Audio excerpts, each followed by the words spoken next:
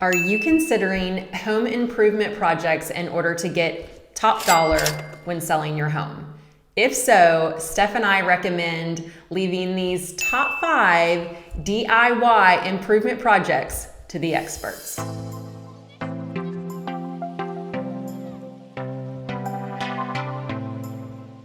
Steph and I are still selling Destin, Florida real estate and loving every minute of it. The weather here is amazing. Apparently, the experts say that September is the best time of year to buy a home. We have noticed an influx of inventory or homes on the market in the last, let's say 3-ish months. So sellers, thank you for putting your homes out there on the market for our buyers to look at. We really appreciate it. We are on the tail end of a crazy seller's market. It has been difficult to even get buyers into a home, much less asking for repairs, seeing any renovations, seeing any upgrades, or any effort put into the home to get it ready to sell. We are inching our way back into a market where when a seller is putting a home on the market, they're gonna have to put that elbow grease in there and get the house ready to list and sell. As an agent, I am asked this age-old question all the time.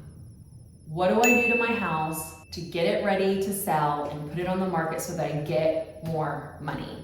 Should I upgrade the kitchen? Should I change out the cabinet? Should I upgrade the bathroom? Should I do a partial upgrade? Should I paint? What about the yard work? And so on and so on and so on.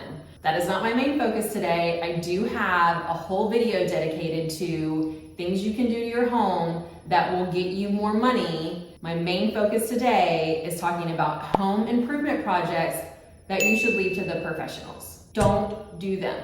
You're gonna wanna squeeze that extra penny, but don't do it. Don't do this at home, kids. I'm telling you. Professionals. Number 1 is electricity. Do not work on anything electrical in your house unless you are an expert yourself. So many things can happen. You can get electrocuted. You can do it wrong and leave the opportunity for electrical fires for the buyer to deal with, which could possibly lead to a lawsuit. You could cause bigger problems than it was when it originated.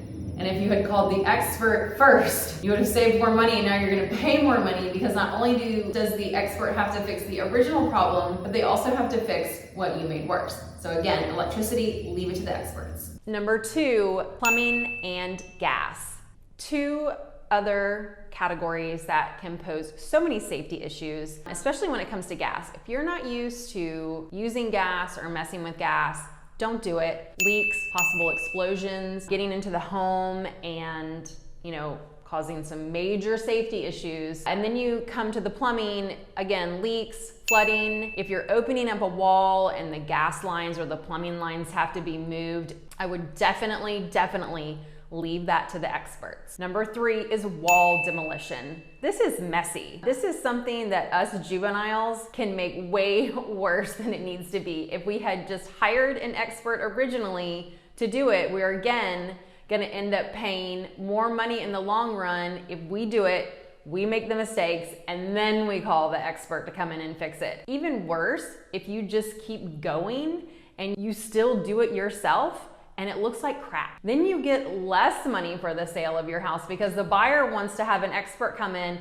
and fix what you have messed up. I see this all the time where really with walls and molding, the seller doesn't want to pay an expert to do it. They do it themselves. They have no idea what they're doing. They don't know how to cut corners. And when I say cut corners, I don't mean by doing it themselves. I mean by cutting corners of wood. It's pieced together. It looks like crap. And every buyer's like, well, that's got to be fixed. So just don't do it. Leave wall demolition to the experts. Number 4 is roofing. This is just dangerous in every way. And professionals in this specific line of work have special ladders and all kinds of gear to keep them safe. And there's usually a crew who can come in and knock it out in a couple days, which is that's the way I want to go. Another thing that you have to take into consideration is the permit. If you do it yourself and you don't pull a permit, that's trouble. If you do pull a permit and you don't close out the permit, that's trouble again. If you put a roof on and you don't do it to code, that is also trouble because that means the buyer is going to have trouble getting insurance, which means you're not going to be able to sell your house. So have the experts do it. They do it in record time. They pull the permit, they close the permit, and it's always done to code. Number 5 is decking. Time is money, money is time, and this can be oh so consuming. Time after time after time again, a seller will think, I'm gonna go to Home Depot, I'm gonna get all the things to put this deck together or fix my deck or build a deck to add value to my home. I'm gonna knock it out in a weekend, and then a month later, they're looking at about 10 boards that have been nailed or screwed together, and they're not even close to completion. Other questions that you have to ask yourself: are you using the right wood? Is it pressure treated?